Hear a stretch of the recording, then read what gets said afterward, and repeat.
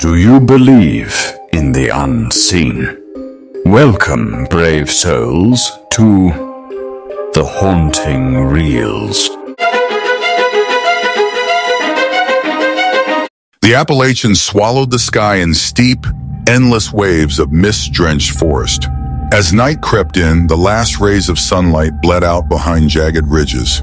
A station wagon, a dull, olive-colored relic of the 90s, wound its way through the switchbacks, tires spitting gravel as it climbed deeper into the unfamiliar terrain. Fog pulled like smoke across the road, thickening with every turn, until it clung to the vehicle like a living thing. Inside the car, the dashboard flickered. The needle on the fuel gauge twitched, confused, then sank. The engine sputtered, coughed, and died with a final shudder. The wagon rolled a few more feet before stopping beside an old wooden road sign so weathered it leaned sideways, held up only by the stubborn roots of the trees around it. Black Hollow, Pop 237. The number had been crudely scratched out. Below it, someone had scrawled 236 in fresh red paint. The fog shifted, parting like curtains as Dale, the father, stepped out. His boots crunched on wet gravel as he scanned the trees. Silence pressed down around him, so absolute it muffled even the groan of settling metal from the cooling engine. The forest was motionless, too motionless. No birdsong, no wind, only the heavy breath of fog coiling between the trees. He moved around to the front of the car, opening the hood. Steam hissed from the radiator like a dying whisper. He wiped sweat from his brow, though the air was cool, and leaned over the engine. Something shifted just beyond the tree line. He straightened, eyes searching the woods. Nothing. Only that low-hanging fog, thick as smoke, and clinging to the trunks like veins. Then laughter, faint, high-pitched, a child's laughter echoing in the hush like a cruel memory. He turned sharply toward the sound, heart thudding. The laughter faded as if swallowed whole by the trees. He called out, but no answer came. He circled back to the car.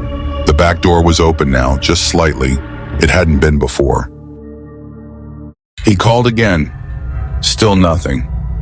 Panic gnawed at his gut. He yanked the door open, empty. His wife, his son, his daughter, gone. No footprints, no movement, no sound. The seats were still warm. One thing remained, a single black handprint smeared across the leather. Long fingers, too long, almost inhuman. The print seemed to shimmer faintly, like oil on water, and it pulsed subtly, rhythmically, like it was breathing. The wind picked up, not from the direction of the road, but from within the trees, a strange reversal that carried the scent of wet soil and something older, something like rot. Behind him, somewhere far off, a door slammed. Then came a whisper. Not a voice, not quite.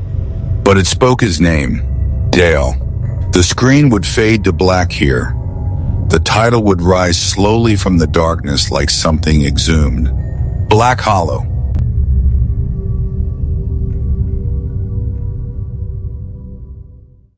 The bar was the kind of place that had given up trying to gentrify. Wedged between a shuttered laundromat and a boarded-up pawn shop on a Brooklyn side street, it simmered in amber shadows in the stale aroma of spilled beer and desperation. A neon sign buzzed overhead like a dying insect, casting fractured light across cracked leather booths and sticky tables. It was the kind of place people went to disappear for a few hours or a few years. Lena Voss had become one of its ghosts. She sat hunched in the farthest corner, half lost in the glow of her laptop screen. The old MacBook was battered, its keys worn smooth from years of obsessive typing.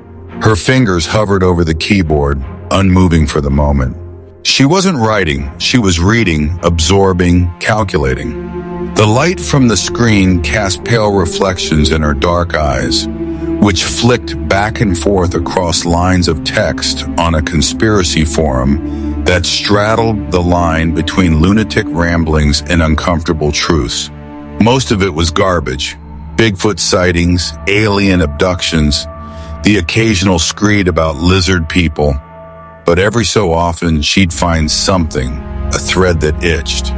something too specific, too grounded in real fear. That was the bait. Her fingers scrolled slowly, deliberately, pausing on a series of posts titled "Black Hollow Vanished Without a Trace." The thread was mostly ignored, left to die among tales of phantom hitchhikers and cursed lakes. But Lena read it all. 3 posts, 3 stories, each from someone claiming to have lost a friend or relative near a rural corner of Appalachia. All 3 gone without a trace. All 3 linked by a single detail, a place called Black Hollow. Except Black Hollow didn't exist. She opened a new tab, typing the name into multiple databases, Google Maps, old USGS topographic scans, even fringe message boards devoted to lost towns and vanishing communities. Nothing. The place was a phantom, a name without a location. And yet the posts were compelling in their rawness. Not dramatic, not theatrical, just confused, grieving, frightened. Lena took a slow sip from a glass of cheap whiskey, the ice long since melted. Her life had become a series of leads like this, each more tenuous than the last. Paranormal blogs, cryptid hunters, and haunted house enthusiasts had replaced city council meetings and investigative reports. Real journalism didn't pay the rent. Not anymore. Not since the layoffs. Not since the last of the newspapers went digital and stopped hiring freelancers altogether. A gust of cold air cut through the bar as the door creaked open. Lena didn't look up at first. She heard footsteps, a deliberate cadence approaching. A familiar one. A glass clinked gently onto the table in front of her. Marcus, tall, weathered, and perpetually overdressed for a man who spent most of his time editing clickbait in a WeWork cubicle. Once, years ago, he'd been her editor at a real publication, before everything collapsed. He dropped a manila folder onto the table with a soft thump, the kind that told her the contents were more than just fluff. Lena raised an eyebrow, her expression unreadable, and opened the file with mechanical detachment. The first thing she saw was a photograph, grainy, overexposed. A forested road, an abandoned car half swallowed by overgrown weeds, its trunk open like a gaping mouth. But it was the detail on the driver's side door that pulled her in. A smudged black handprint, unnatural in shape, too long, almost insectile. Lena's heartbeat slowed. She flipped through the remaining contents printouts of missing persons reports, old police statements, and a satellite image of dense forest with nothing but blank space where a town might have once stood. 3 disappearances, 6 months, all in or near an unlisted pocket of Appalachian backcountry. The coordinates, if they could be trusted, landed her somewhere in West Virginia, miles from the nearest gas station, let alone a town. Each case the same, families or individuals driving through the region and vanishing without contact. In all cases, vehicles were recovered, but no bodies, no footprints, no cell signals. Just one recurring detail, the presence of something like that handprint. She studied the case reports in silence. A family of 4, the Dales, last seen on a road trip to a national park. An amateur hiker named Collins, who'd set off on a solo trek. A traveling nurse, en route to a small clinic assignment. None had been heard from again. Their final GPS pings placed them near the same remote cluster of hills, near Black Hollow. Except Black Hollow didn't exist. Lena sat back, the bar's atmosphere pressing in like a damp wool blanket. She could feel the story wrapping its fingers around her ribs, a slow tightening. She told herself it was nonsense, the kind of click-chasing crap she hated herself for pursuing. But deep down, she knew she was already hooked.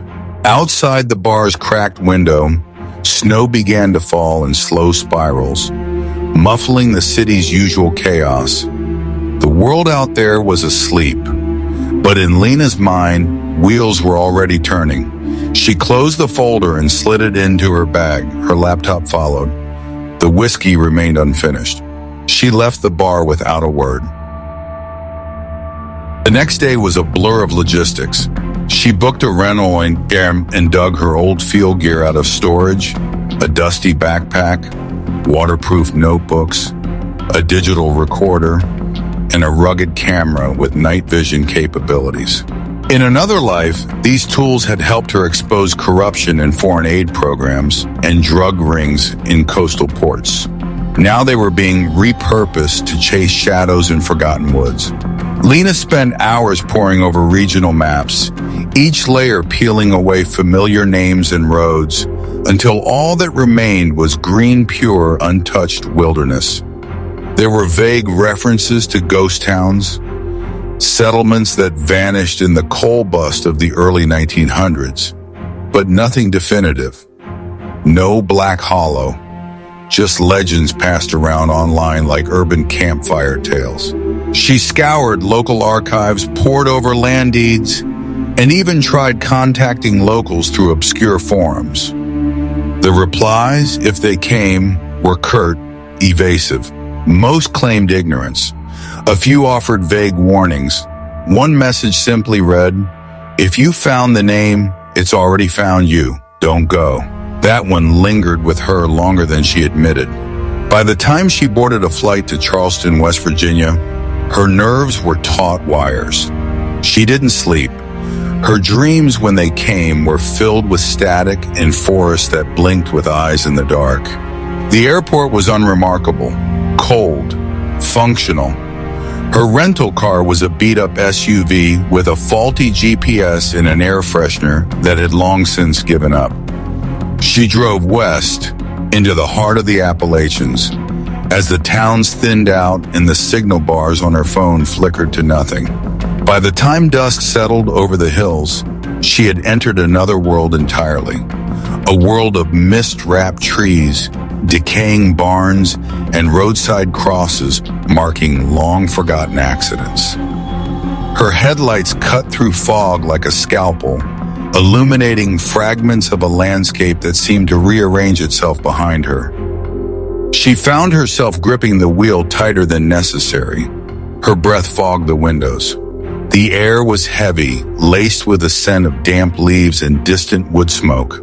Her map, a printed relic she'd picked up from a gas station attendant who wouldn't meet her eyes, was crumpled on the passenger seat. The name Black Hollow wasn't on it, but she followed the directions anyway, guided more by instinct than logic. She passed a hand-painted sign at a fork in the road. It had no words, just a black smear in the vague shape of a handprint. The same one from the photo. Something settled in her stomach then, heavy, inevitable. The road narrowed, the trees pressed in, time seemed to dissolve. And then, without warning, her headlights swept across a clearing. There, at the edge of vision, stood a rusted signpost leaning sideways, nearly hidden in ivy. The letters, barely legible, read, "Welcome to Black Hollow." The road into Black Hollow seemed to reject the present. Lena Voss drove slowly, the SUV's tires crunching on gravel as twilight spilled through the tangled canopy overhead. The trees pressed close, unnaturally close. Their gnarled limbs stretched out like skeletal arms, hungry to reclaim the road. The GPS had long since died, the signal flickering out somewhere between the last named town and this place that wasn't supposed to exist. And yet here it was. The clearing opened suddenly, as though the forest had finally exhaled. There, nestled in a shallow basin surrounded by hills, sat Black Hollow, suspended in time like a dream that had outstayed its welcome. Lena pulled to a stop and stared through the windshield. The town was real but wrong. Too still. Too perfect. A postcard of the 1950s, untouched by rust or decay. Whitewashed storefronts with hand-painted signs. A red-bricked diner with a spinning neon clock. gas pumps with analog dials, cars from another era, gleaming beneath a thin coating of dust. She stepped out into the cool air and took it all in. There were people, few but visible. An old man sweeping a porch, a couple carrying groceries in paper sacks, a child on a bicycle motionless at the corner, staring. All of them paused when they saw her. Their gazes lingered just a second too long. There was no overt hostility, no raised voices or slammed doors, just a kind of collective stillness, as though the town had inhaled in unison and forgotten how to breathe out. Lena's boots clicked sharply against the cracked pavement as she crossed the square, duffel bag slung over her shoulder, camera in hand. She photographed everything instinctively: storefronts, license plates, architecture, anything that might prove Black Hollow was real. Her skin prickled with the awareness that every eye was following her, and yet no one approached. The diner was the first place that felt remotely familiar. Warm light spilled from its windows, casting shadows that flickered across the checkered floor inside. The bell over the door rang as she entered, and for a moment the sounds of clinking utensils and low murmurs halted, then resumed, but quieter. A waitress moved behind the counter, mid-40s, tired around the eyes, with a name tag that read Marnie. She poured coffee into a chipped mug, glanced toward Lena, and froze. Her hand hovered mid-pour. The air in the diner thickened. The other patrons averted their eyes. Marnie looked back at her slowly, and though her lips remained still, Lena read something in her posture. A warning, a plea, as if to say, you shouldn't be here, not now, not anymore. After a silent, brief meal Lena barely tasted, she made her way to the only lodging in town, a Victorian-style building just off the square, with a weather-beaten sign that read Black Hollow Inn. Its structure leaned slightly to one side, and the shutters on the upper floor trembled, as though caught in a breeze Lena couldn't feel. Inside, the air was thick with age and old wood polish. The wallpaper was peeling in places, curling like skin. Dust hung in the air like spores. At the front desk stood a man in his 60s, dressed impeccably in a dated waistcoat, his thinning hair slicked back. His smile was wrong too wide, too forced, stretching his pale skin in ways that made Lena instinctively take a half step back. He moved with rehearsed elegance, as though performing a role he had memorized long ago. He retrieved a key from a wall of brass hooks and handed it to her with fingers that lingered too long. His nameplate read Mr. Kane. From the staircase to the left, someone watched. A young girl barely into her teens stood barefoot on the steps, her pale face half hidden by a curtain of black hair. She wore a plain dress and no expression, just eyes, wide, gray, and unblinking. The instant Lena met her gaze, a chill swept through her like a wind from a forgotten grave. The girl didn't move, didn't blink, just watched, her face unreadable. Lena's room was on the second floor. The hallway stretched long and narrow, lined with antique mirrors that seemed to reflect things at slightly delayed intervals. Her key clicked in the lock, and the door creaked open to reveal a room untouched by modern hands. A feather-stuffed mattress, a rotary phone that buzzed faintly despite being unplugged, lace curtains that moved without breeze. She unpacked carefully, set up her camera, and began documenting everything in the room, the view, even the hallway. It was all too pristine, too staged, as though the entire town had been built for observation, or worse, for performance. Night fell like a closing trap. The stillness was oppressive. No sirens, no passing cars, not even crickets. Just silence so thick it had shape and weight. Lena lay awake, fully dressed, her ears straining, and then faintly whispers, faint, feminine, shifting. Not in any language she recognized and not directed at her, but present, moving, through the walls, beneath the floorboards, inside the bones of the inn itself. Lena rose. She moved barefoot across the creaking boards, pressing her ear to the wall. The whispers receded like retreating tide, then returned stronger, beneath her, from below. The basement. She lit the flashlight on her phone and crept from her room. The hallway stretched longer than before. Her own footsteps echoed, swallowed by the silence. She found the stairwell behind the front desk, half concealed by a tattered curtain. It wound downward into darkness, each step colder than the last.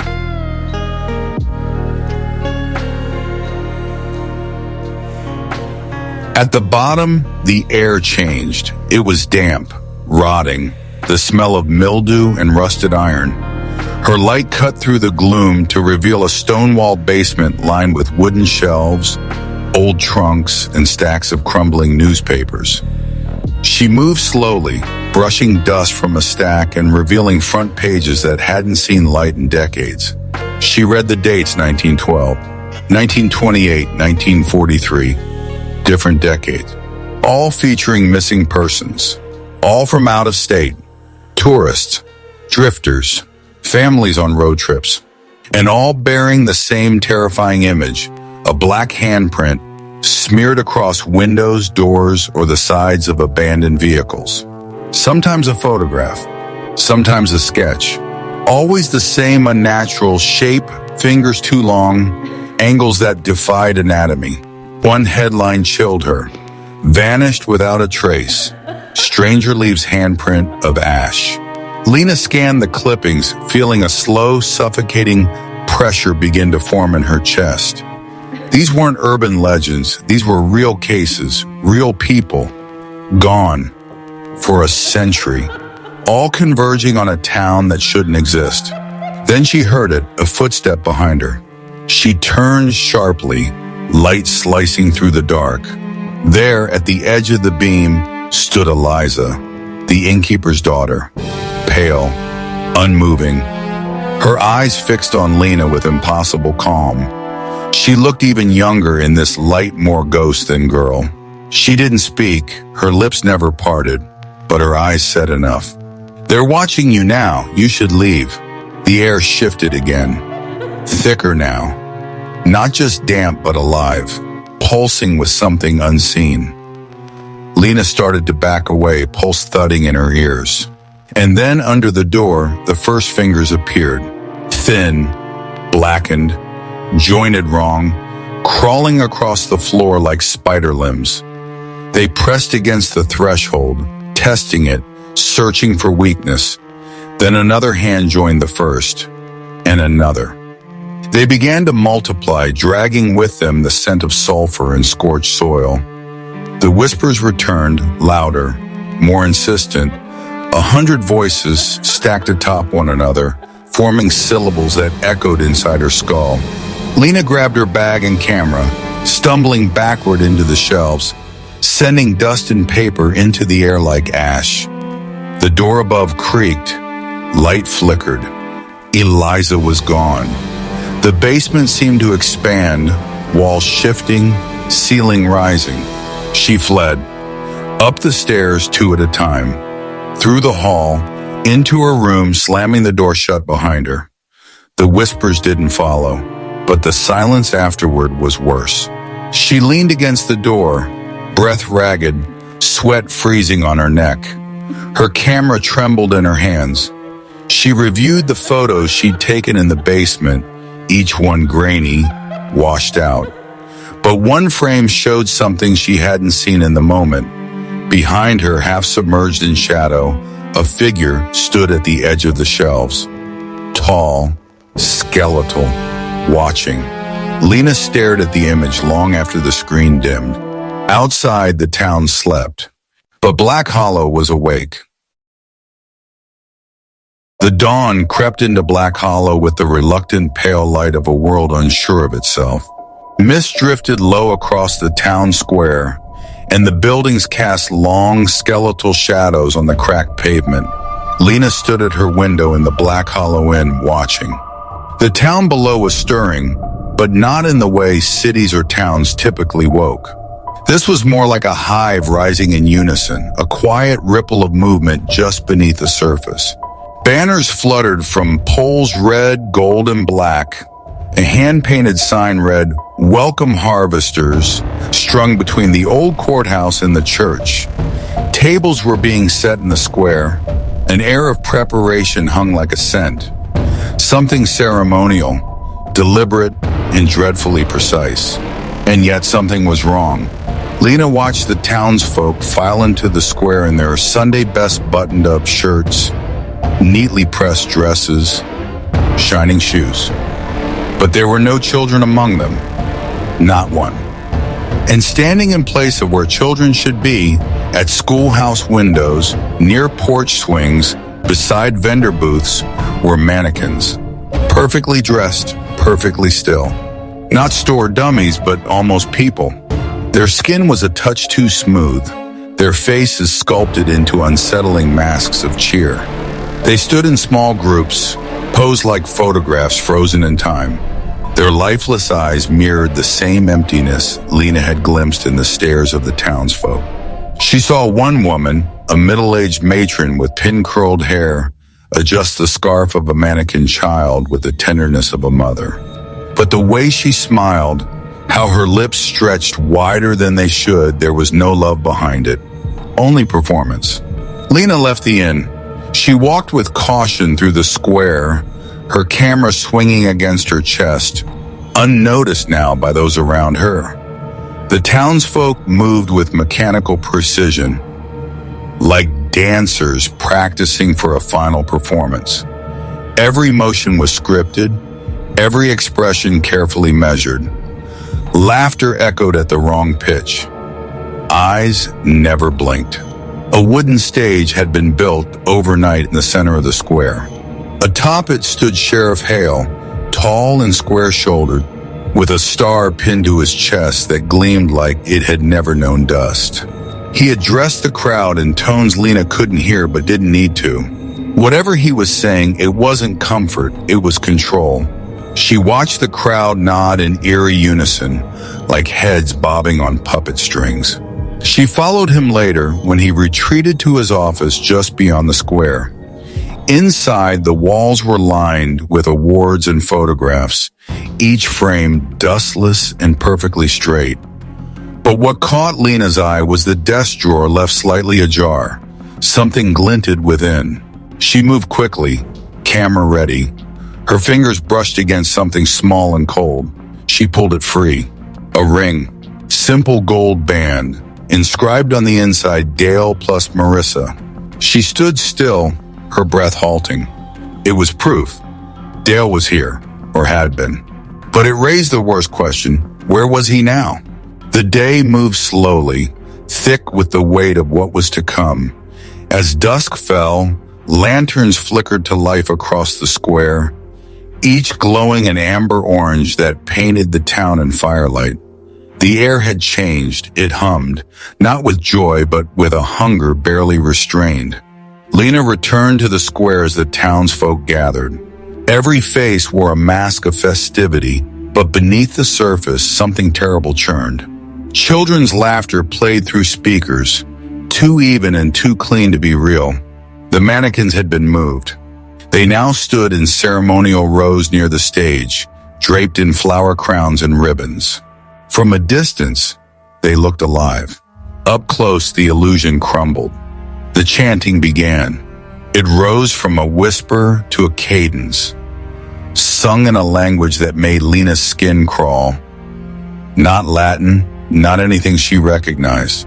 The syllables scratched at her nerves, unfamiliar and old, like something pulled from deep beneath the earth. The townspeople moved in unison, circling the mannequins, arms raised. The air thickened with the smell of scorched herbs and iron. Then one mannequin twitched. Lena blinked. Another turned its head slightly. Another's fingers curled. One by one they moved. not smoothly jittery, jerking like stop-motion puppets. Their heads snapped in unnatural angles, mouths open with creaks like dry wood. Their eyes, no longer painted glass, gleamed wet and black. The mannequin stepped forward. Lena backed away, heart hammering. No one else reacted. The townsfolk smiled wider, clapping in slow rhythm, their eyes glossy with devotion. A woman leaned down and kissed a mannequin child on the forehead, her lips sinking slightly into waxy skin. The mannequin smiled back. Lena ran. Through alleys, past boarded-up buildings and flickering street lamps, she ran. But every street curved wrong. Every road twisted and returned her to the square. The town wrapped around her like a noose, guiding her steps, pulling her deeper. Then Eliza. The girl appeared from shadow, her pale face streaked with dirt, breath sharp with panic. She grabbed Lena's arm, dragging her toward the tree line beyond the church. Lena didn't resist. Not this time. They fled into the forest. The trees groaned. Roots moved beneath their feet. The woods felt alive, suffocating, but freer than the town behind them. Branches tore at their skin. Shadows followed, slithering just outside the flashlight's reach. They stumbled into a clearing. At first, Lena thought it was a sinkhole, dark, jagged, wrong. But no, it was a pit, a mass grave, bones, hundreds, mixed with decayed clothing, shattered eyeglasses, broken watches, a child's sneaker, a wedding veil, photographs yellowed with age, tattered suitcases, and bodies, some recent, some not yet fully reclaimed by the earth. She knelt, numb, her fingers brushed across a torn backpack with faded patches. Inside, a wallet, Dale's driver's license, a ticket stub, a folded picture of a woman and two kids. Lena turned and vomited into the leaves. The ground shifted. They were surrounded. Townsfolk emerged from between the trees, silent as ghosts, their smiles monstrous in the moonlight. Their eyes, once human, were now pools of ink, black, endless, reflective. Their mouths stretched too wide, splitting their faces in grins that tore at the flesh. Their bodies twitched and cracked with each step, as if some internal marionette guided their bones. Mr. Kane stepped forward, his waistcoat pristine, his teeth glinting like bone. Behind him, Sheriff Hale, Marnie, the gas station clerk, all of them changed. They were hollow, not dead, not alive. Vessels. Lena backed into Eliza, who trembled but stood firm. The girl's eyes held the weight of truth. She had never been like them. Not fully, not yet. The chanting resumed. Not sung, but breathed one long, wet whisper rising from every mouth in the clearing. The words meant nothing, but Lena understood the intent. Welcome to the feast. The figures closed in. The trees bent toward them. The whisper became a scream, then a drone, then silence so complete it pressed on the chest like drowning. Lena turned to run, but the forest had vanished. Only the clearing remained, only the grave and the watchers. Mr. Kane raised a hand. Then, black. Total consuming dark. And then, in the hush, a single whisper, too close to her ear to be real. Now you're one of us. The rain tapped steadily on Marcus's window that morning, insistent and cold, like fingers trying to get in. The newsroom was mostly empty, just flickering fluorescence, the groan of old pipes, and the hum of monitors left on overnight. Marcus sat at his cluttered desk, a half-drained coffee growing cold by his elbow. His phone buzzed occasionally, but he ignored it. No word from Lena. 3 weeks had passed since he'd sent her off into the nowhere place she called Black Hollow. He had stopped calling after the second week. The line went dead. No voicemail, no bounce, just gone. The mailroom cart clattered past, pushed by an intern who never made eye contact. On it, among junk press kits and trade magazine subscriptions, sat a single, carefully wrapped brown parcel. No return address, just Marcus's name, written in a hand too neat, too clean, as if copied from a typewriter. Marcus frowned and reached for it. The paper had the strange smell of earth-wet leaves and wood smoke, not just musty, buried. He peeled the paper back slowly. Inside was a tape recorder, heavy and old-fashioned, the kind Lena had loved because it still caught the static in people's lies. Next to it lay a stack of loose-leaf notes, written in Lena's familiar scrawl, slanted, sharp, but here. Something was different. Her handwriting was slower, stiffer, as if written by someone learning their own hands again. Atop the pile was a photo, faded, slightly water-damaged, and grainy. It showed a wooden sign standing at the edge of a cracked road flanked by deep woods. The sign read simply, "Welcome to Black Hollow." Below it, in painted white letters, population 237. Marcus stared at the number. The last time Lena had mentioned the town, she'd said the sign read 214. He checked the postmark, mailed from a small postal facility in West Virginia that had reportedly shut down years ago. With growing unease, Marcus unfolded the notes. They weren't in order. Pages were torn, rewritten, restructured. Some sentences had been crossed out and written again identically, over and over. They don't speak with words anymore. The trees whisper at night. Eyes in mirrors don't blink when you do. Each note seemed like a fragment from a dream, one that kept repeating itself slightly altered. Maps she'd drawn showed looping roads, dead ends, hollowed-out buildings. Names were circled and then scratched through.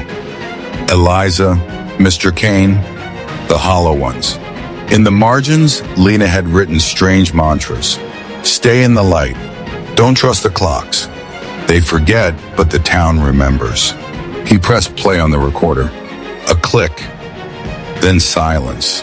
A low, slow hum of background noise. Wind, maybe. Then Lena's voice, soft, distant. She sounded different. Not afraid, not desperate. Calm, unnaturally so. Measured, like reading from a script. Her tone held no trace of the Lena he remembered, the one who cursed out editors and tore into conspiracy theorists with clinical fury. This voice had emptied out, like someone hollowed and refilled with silence. The tape hissed. If you're hearing this, her voice said, then I made it out far enough to be remembered. Bishan. Or maybe the town let me go so it could be known again. There was a pause. In it, the sound of something fluttering papers.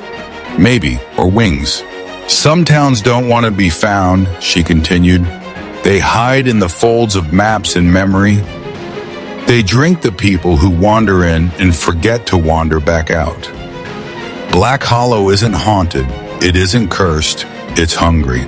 It feeds slowly, sweetly, not with teeth, but with time. More silence.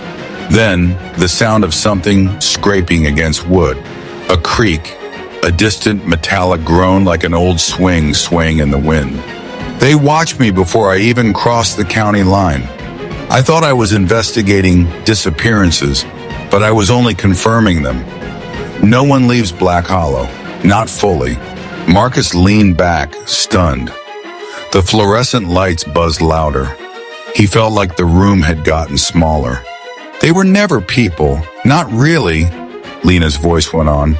Somewhere along the way, the town took that from them. Or maybe it gave them something else. A purpose, a hunger. I think I'm one of them now. A crackle. The tape sputtered. I still have my memories for now. They don't like that.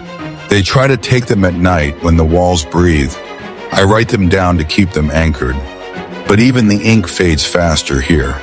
The girl Eliza, she tried to help. She remembered what it meant to be small, to be afraid. But she's fading too. Her voice has started to echo. Another pause. The festival happens again soon. The mannequins come first, then the chants, then the rest of you. A click, a rewind, then the tape played again from the start. Marcus stopped it. His hands were shaking. The recorder ticked softly in protest. He rifled through the rest of the notes. At the very bottom of the pile was a folded page torn from a ledger. Not Lena's handwriting. It listed names in neat columns, each with a date beside it. Dozens, maybe more, all dated over the past century. The last name? Lena Voss. Next to it, harvested. Marcus stood, the room spinning slightly. He stared at the photo again. At that population count 237.